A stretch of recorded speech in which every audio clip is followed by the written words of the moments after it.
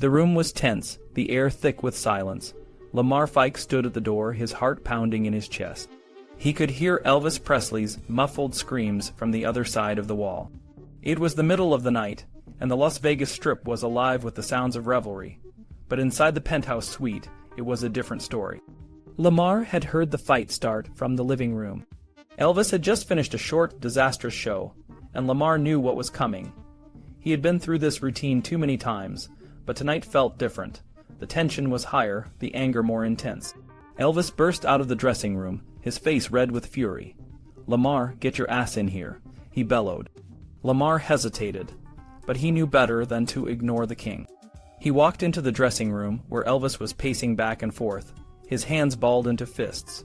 "You're fired, lard ass," Elvis shouted, his voice a mix of rage and pain. "I'll fucking kill you for that." Lamar felt a surge of anger.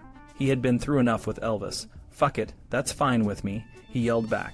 He turned and stormed out of the room, heading upstairs to the penthouse. He started packing his bags, his hands shaking with a mix of fear and relief. But Elvis wasn't done. A few minutes later, he appeared in the doorway, his face contorted with emotion. "Lamar," he yelled, "we need to talk this over." Lamar ignored him. "Fuck him, I don't give a shit. I don't want to talk to him," he said to himself. Joe, who was standing nearby, tried to mediate. "Elvis is in the foyer and wants to talk to you," he said. Lamar wasn't budging. "I'm staying here in the fucking room. I ain't coming out," he growled. The tension was palpable, and the air felt electric. Elvis was still yelling, his voice echoing through the suite. "Look, you son of a bitch, we need to talk this over." Finally, Lamar gave in. He walked to the end of the hall, where Elvis was waiting. They met halfway, and for a moment, it was as if the world had stopped. Then Elvis reached out and hugged Lamar. "Look, I love you, Lamar," he said, his voice softer now. "I'm sorry." Lamar sighed, feeling a mix of relief and frustration. This wasn't the first time they had gone through this, and it wouldn't be the last. The tension between them was a constant, a reminder of the dark side of the king. The next few years were a blur of arguments, fights, and reconciliations. Elvis's behavior became more erratic, and the drugs were taking their toll. One night in 1972, the group was sitting in the suite, and Elvis got into a heated argument with Joni Esposito. In a fit of rage, he threw a butter knife at her. Sonny, who was sitting in front of her, managed to catch it in midair. If he hadn't, the knife would have hit Joni in the face, possibly killing her. Elvis didn't even seem to notice.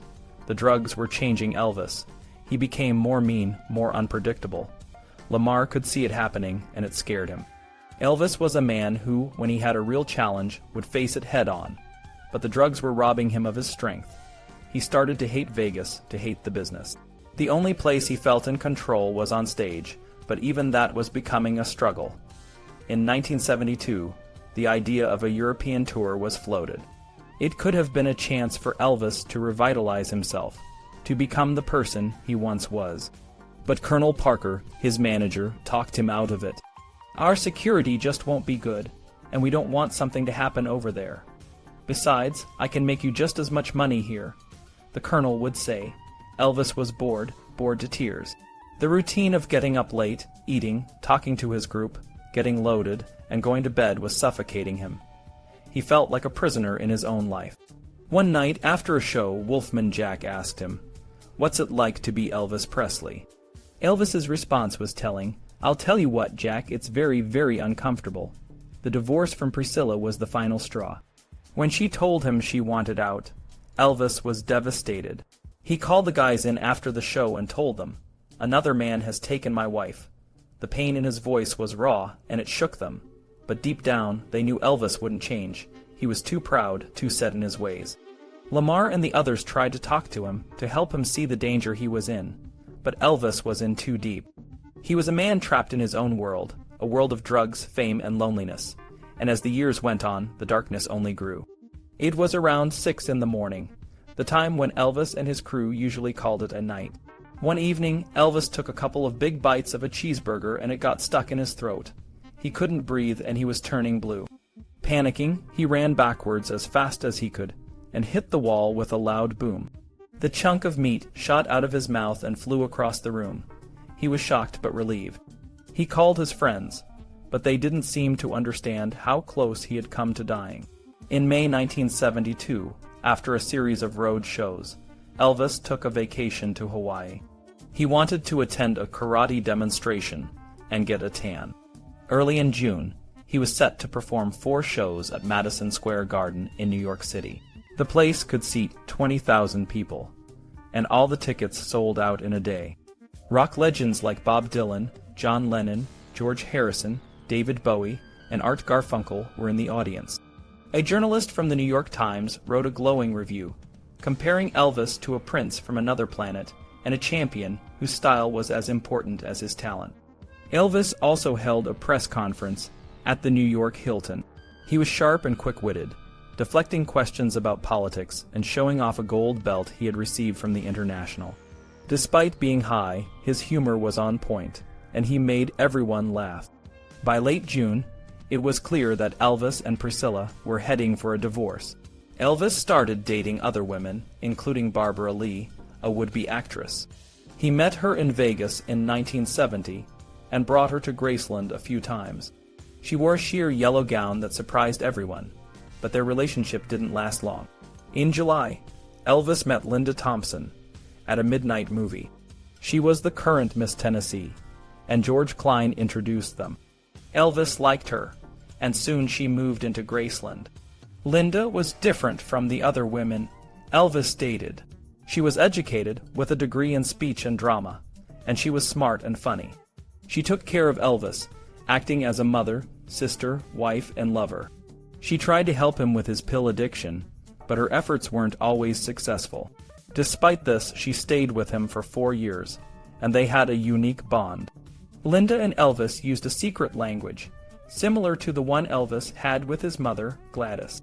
They even had a poodle named Fox Hugh, who became part of their playful routine. Linda was kind to everyone, including Elvis's friends and family, and she helped Patsy, Elvis's cousin, understand him better. When Priscilla took over Graceland after Elvis's death, she started to badmouth Linda and her taste. She claimed she was putting Graceland back to how it was when she lived there. However, it was clear that Linda had been good for Elvis, and many of his friends resented Priscilla's negative comments. Elvis's taste in decor was often over the top, and he loved opulence. He and Liberace shared a love for grand, lavish styles. When he stayed at the Century Plaza Hotel, he complained that the furniture in the presidential suite was cheap, showing how accustomed he was to extreme luxury. When Elvis returned to Vegas in August 1972, he received another death threat. The hotel had been bought by Baron Hilton and was now called the Las Vegas Hilton. Elvis performed from the back of the stage to make himself a smaller target, but nothing happened.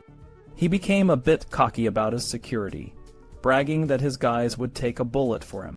Elvis often acknowledged celebrities in the audience, but sometimes he didn't know who they were. One night, he introduced Arnold Palmer, a famous golfer, as the Babe Ruth of baseball instead of golf. He was embarrassed but tried to laugh it off. Elvis enjoyed watching Joan Rivers perform because of her bold and outrageous humor. He also attracted other celebrities, including Jim Nabors, who visited his dressing room. During one visit, Jim put his hand on Elvis's knee, which made Elvis uncomfortable. He quickly excused himself, and later told his friends he never wanted to be in that situation again. When he saw Jim Nabors on TV, he threw a glass of water at the screen, calling him a phony son of a bitch. Elvis's life was a mix of high moments and low, but his charm and talent always shone through, even in the most unexpected ways. Elvis's life in the early 1970s was a roller coaster of highs and lows. His reliance on drugs, especially prescription medications, became more pronounced.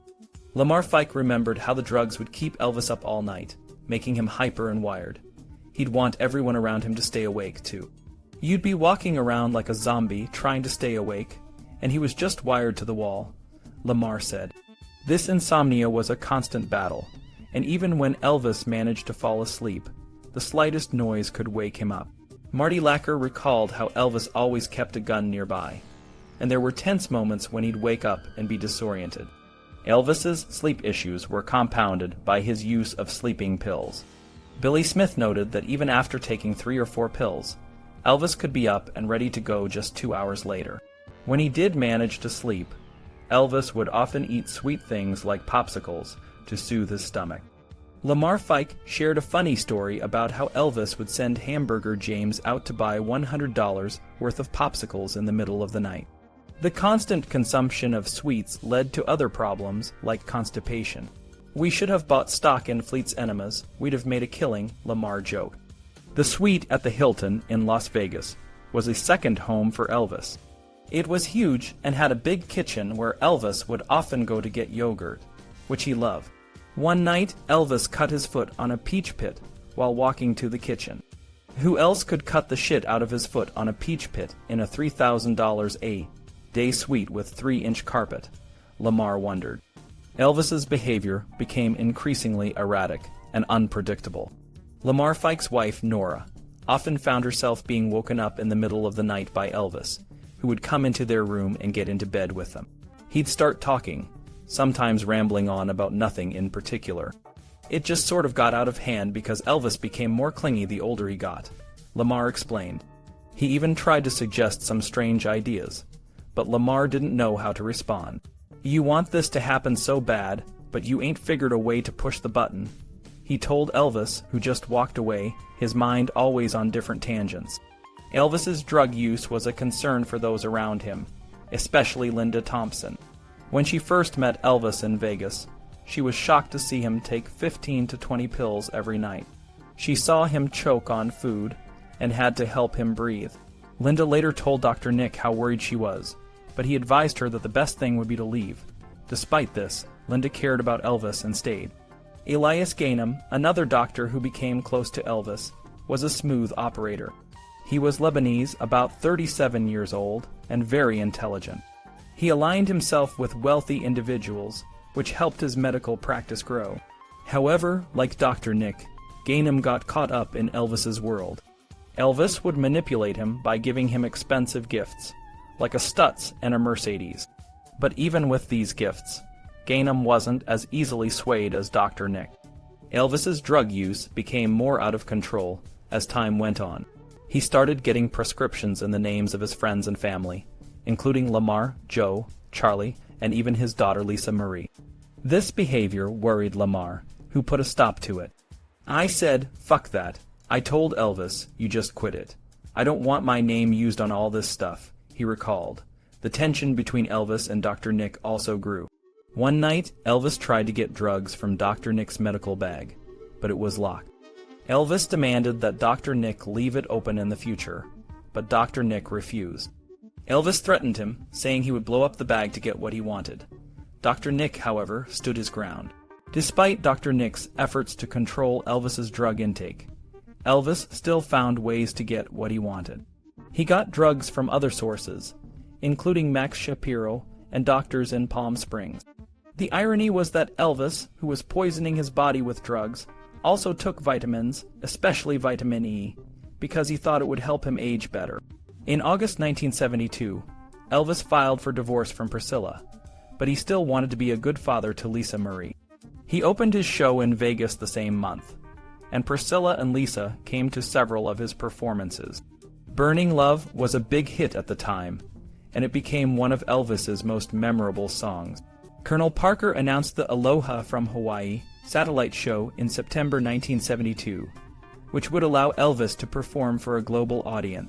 Elvis took this seriously and went to Ed Parker's karate studio in Santa Monica to get in shape. There he met Dave Hebler, a karate champion who became a bodyguard and a close friend. Dave was blind in one eye, but was deadly in martial arts. He was surprised by how little Elvis knew about karate, but he helped Elvis look better during a tournament. Elvis was so impressed that he gave Dave a Mercedes 280 SL. Elvis's relationship with Lisa Marie was special. He loved buying her gifts, like a big round bed and a customized golf cart. Priscilla, on the other hand, was more reserved with her gifts. When Lisa lost a tooth, Elvis gave her $5, which Priscilla thought was too much. "I give her $5, so what?" Elvis said, showing the difference in their parenting styles. Elvis's life in the early 1970s was a mix of fame, drugs, and personal struggles. Despite everything, he continued to perform and connect with those around him, even as his world became increasingly complex and chaotic. Elvis's life was a roller coaster of emotions, and his relationship with his daughter, Lisa Marie, was no exception. According to Marty Lacker, Elvis would often tell Lisa, "Go back to your mama," when he was busy or wanted to do something else. This didn't mean he didn't love her. He just had a hard time balancing his life as a father with his demanding career. Billy Smith recalled a time when Elvis, who was on sleeping pills, accidentally exposed himself to Lisa. When she pointed it out, Elvis got angry, but he couldn't help but laugh when he realized how silly the situation was. Lamar Fike noted that Elvis loved Lisa deeply, but she was still an object to him, like the mink coat he bought her, just as he did for Linda Thompson. Elvis's relationship with his father, Vernon, was also strained. One time, Vernon interrupted Elvis's breakfast with a business problem. Elvis, frustrated and not wanting to deal with it right away, threw a biscuit across the room. The argument escalated, and Elvis ended up throwing his plate and chair, shouting, "You'll never be the man I am." In 1973, Elvis had a major comeback with the Aloha from Hawaii via satellite television special. The show was a massive success, seen by an estimated 1.5 billion people in 40 countries. Marty Lacker remembered how Elvis looked great for the show, thanks to a strict diet and staying off drugs. He even surprised everyone by throwing his jeweled cape into the audience, a gesture that showed his excitement and appreciation. However, the success was short-lived. The night after the show, Elvis was back on drugs, and he couldn't join the group for a planned visit to the Arizona Memorial. Lamar Fike revealed that Elvis wasn't as straight as everyone thought during the show. David Stanley had to give him a shot of B12, mixed with amphetamines before he went on stage. Elvis's performances in Vegas became increasingly difficult. He would often pretend to have Vegas throat to avoid shows, and his relationship with Colonel Parker deteriorated. One night, a group of men tried to jump on stage during a performance, and Elvis, thinking they were attackers, went into karate mode. It turned out they just wanted autographs, but Elvis was convinced they were after him. Despite the challenges, Elvis continued to be a generous and caring friend. After the Aloha special, he bought beautiful rings for the wives of his friends, and gave the guys each $1,000. He also bought a new car for his doctor, Dr. Sidney Boyers, to show his appreciation for the help he received. Elvis's life was a mix of highs and lows, but his impact on music and popular culture was undeniable. The Aloha special marked his last glorious moment as a certified superstar, and it remains a testament to his enduring legacy. Billy Smith couldn't shake the feeling that something was off. He had always believed that the guys who threatened Elvis had more on their minds than just being fans. After the death threats, Elvis started to talk about what would happen if he was shot on stage. He'd joke that the guys should put him in a wheelchair and bring him home. But Dick Grob, one of Elvis's trusted friends, had a more detailed plan. He once told Billy that he had a strategy for getting Elvis back to Memphis if anything happened on the road. Elvis's mood was getting darker. He'd just turned 38, and it hit him hard. He felt like he was losing everything. The incident with the South Americans, who he thought were Hawaiian killers, had really gotten under his skin. He was also furious about Priscilla leaving him. He became convinced that Mike Stone, one of Priscilla's friends, was behind the whole thing. One night, around 3 in the morning, Elvis called Lamar, Red, and Sonny into his suite. He was sweating and pacing, almost like he was having a fever. He was in his pajamas, sitting on his massive platform bed, and he looked desperate. Elvis had worked himself into a rage. He told Sonny to look deep into his eyes, as if he was trying to hypnotize him. He slurred his words and said, "Mike Stone has to die, Sonny. That son of a bitch has to go, and you know it. He's caused me too much pain. Do it for me, Sonny. I know I can count on you." Sonny was stunned. He tried to calm Elvis down, but Elvis was relentless. He jumped out of bed, went to the closet, and pulled out an M16 rifle. He handed it to Sonny, who backed away, saying, "I don't want to do this, Elvis." Elvis kept repeating, "Why doesn't anybody understand this man has to die?" It was a surreal scene. Elvis climbed back on the bed, trying to dig his fingernails into the wall, like he was trying to climb it. He was ranting about how Mike Stone had hurt him, broken up his family, and destroyed everything. Sonny left the room, tears in his eyes. Lamar followed him, and they both knew it was going to be a long night. Linda called Elias Gainham to give Elvis a sedative. Red didn't escape Elvis's wrath either. Elvis kept pushing him to do it, and for a while, Red, who loved Elvis deeply, thought maybe it was the right thing to do to help Elvis out of his depression. He made some calls and set it up. An intermediary in Hollywood was handling the arrangements. The going rate was $25,000, but someone was willing to do it for $10,000 because it was for Elvis. A week later, they told Elvis that everything was set to go, but Elvis backed out at the last minute. "Well, let's just leave it for now," he said, but Mike Stone had been within hours of getting killed. Elvis's behavior was becoming more erratic. Lamar sat down with him at Graceland and told him, "Elvis, you have to see that you're not the same person." Elvis replied, "Lamar, we all change." Lamar insisted, "Yes, but you aren't Elvis anymore." Elvis stewed on it overnight. The next day he came down and said, "Motherfucking Lamar gave me a damn speech last night about who I'm not." Everyone got very quiet, knowing Lamar had crossed a line. Elvis was under pressure from all sides. The Aloha from Hawaii album was a hit, but money was tight. Vernon, Elvis's father, told him, "You've spent us in the ground. There's no more money." Vernon went to Colonel Parker, Elvis's manager, and said they needed to find a way to get some money. Colonel negotiated a deal with RCA to buy back the royalty rights on all of Elvis's recordings up to 1973. It was a desperate move, but they needed the cash. The deal was complex. Elvis and Colonel's company, All Star Shows, got $5,400,000, but Colonel took a large cut.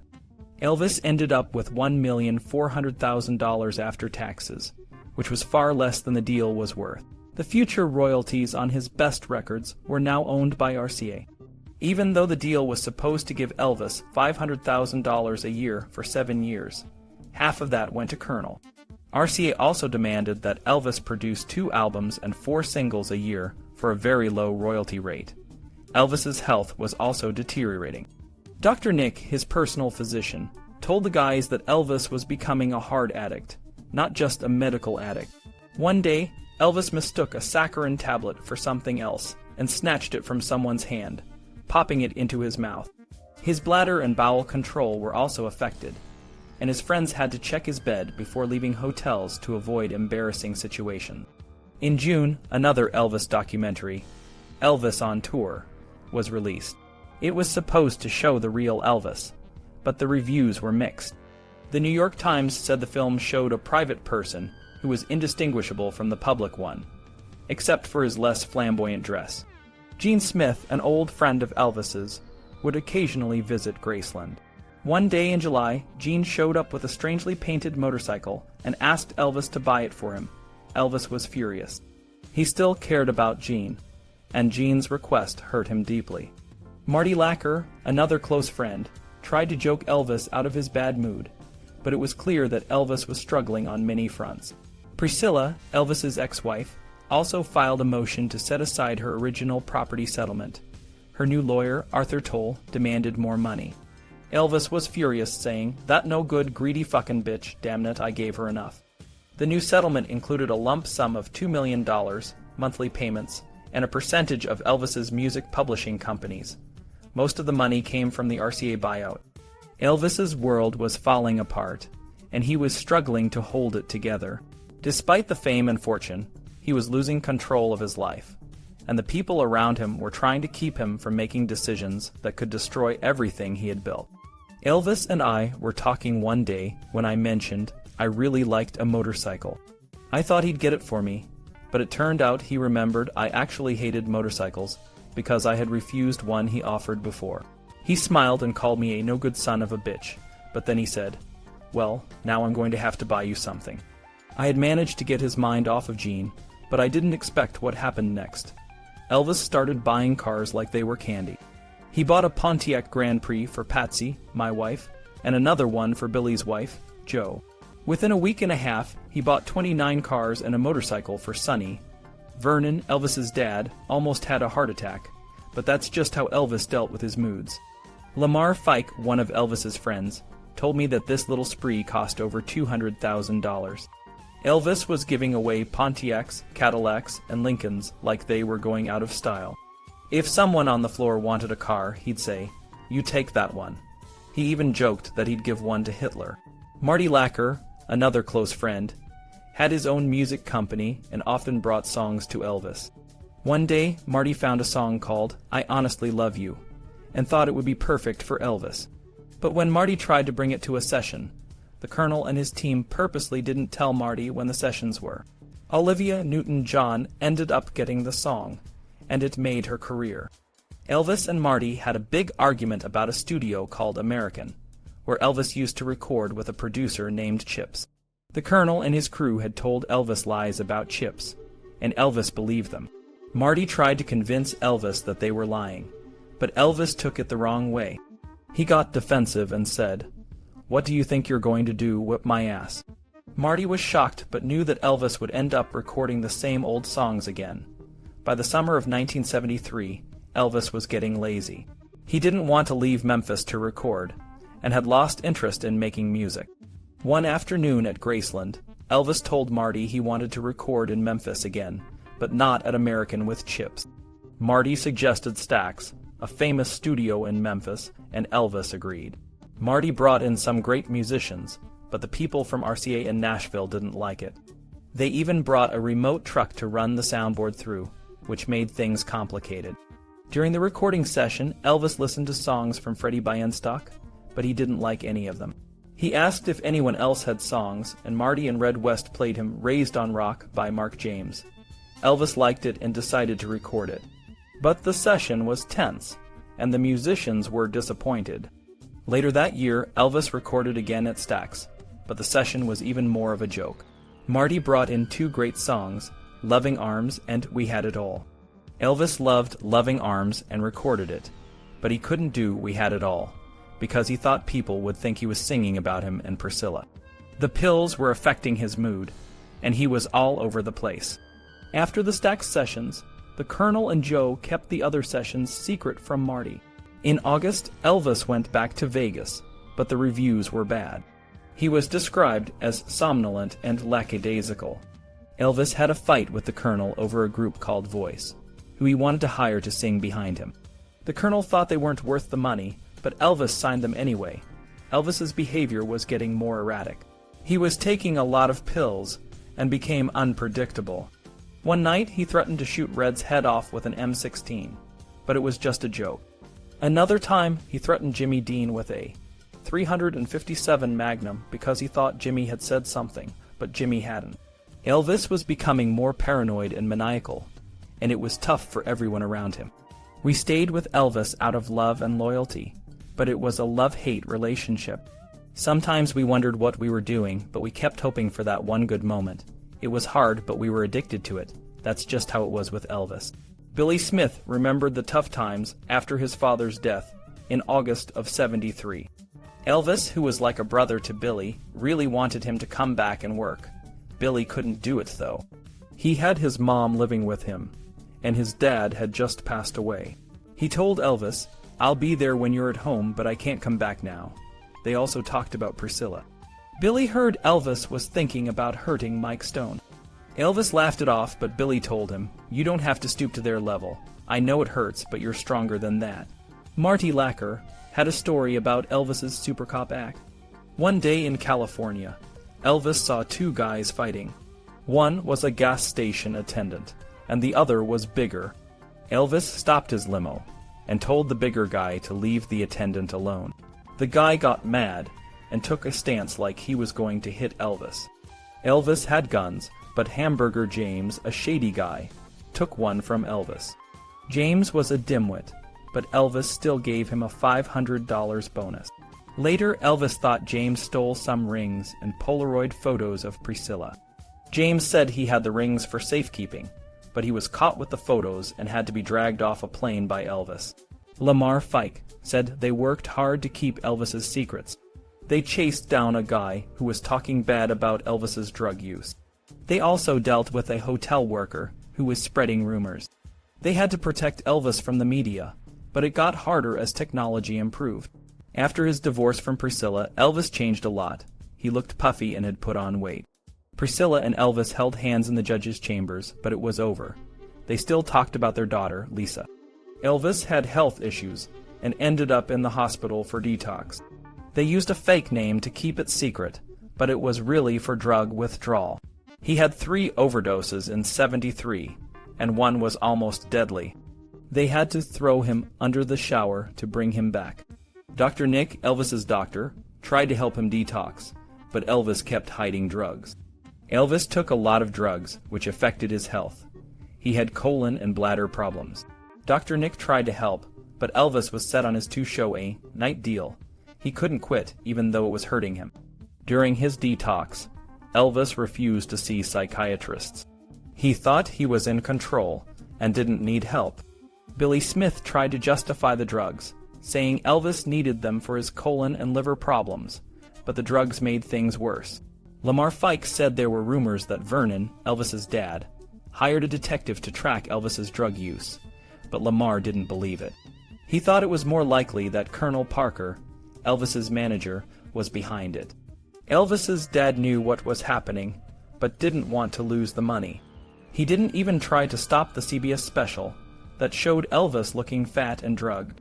Billy Smith thought Colonel might have asked the lawyer Ed Hookstratton to hire the detective John O'Grady. O'Grady was supposed to find out where Elvis got his drugs, but it didn't help much. After the divorce, Priscilla supposedly asked Elvis to go to a clinic for help, but it didn't happen. Lamar thought Priscilla wasn't that concerned about Elvis's health. The whole situation was complicated, and it showed how much Elvis was struggling. Elvis Presley's life in the mid-1970s was a whirlwind of performances, relationships, and personal struggles. When he returned to Las Vegas in early 1974, his shows were still big hits, but things were changing. The Colonel had renegotiated a deal with the Hilton, and Elvis was making a lot of money, around $150,000 a week. But despite the success, his personal life was a mess. He had a complicated relationship with Linda Thompson, who was a caring and supportive presence, but Elvis also dated other women, including Sheila Ryan and Ann Pennington. During one of his Vegas engagements, Elvis's drug use had become a serious issue. He would get so high that he couldn't remember where he was or what he was doing. One night, he even fired a gun in his suite, nearly hitting Linda. These incidents were scary and showed how far he had fallen. Elvis's health was also deteriorating. He had trouble with his weight, and his performances were starting to suffer. He would forget lyrics and go on long, rambling monologues. Sometimes he would choke on his food because the drugs affected his ability to swallow. His friends and the TCB taking care of business crew were always on edge, ready to help him when he needed it. They even had to save him from choking on a peach pit once. Despite the challenges, Elvis still had moments of clarity. He talked about wanting to be more like Frank Sinatra, who was known for taking risks and being his own man. But Elvis couldn't bring himself to make those kinds of changes. He was trapped in his own fame and couldn't escape the lifestyle that was slowly killing him. In April 1974, there was a chance for Elvis to tour Australia for $1 million, but the deal fell through. The Colonel, Elvis's manager, always seemed to find a way to say no to opportunities that might have been good for Elvis. Later that year, Elvis and the TCB crew went to Tahoe for a series of shows, but he canceled some performances, claiming he had the flu. One of the most significant moments of that year was when Barbra Streisand and John Peters approached Elvis about starring in a remake of A Star is Born. It was a role that could have been a turning point in his career, but the Colonel said no. Some say it was because the Colonel wanted too much money, but others believe Elvis himself was hesitant. He knew that the role would have required him to confront his own demons, and he wasn't ready for that. By the end of 1974, Elvis's life was a combination of highs and lows. He was still a star, but the toll of his lifestyle was becoming more apparent. His friends and family were doing their best to keep him afloat, but the future was uncertain. Elvis was at a crossroads, and the path he chose would determine the rest of his life.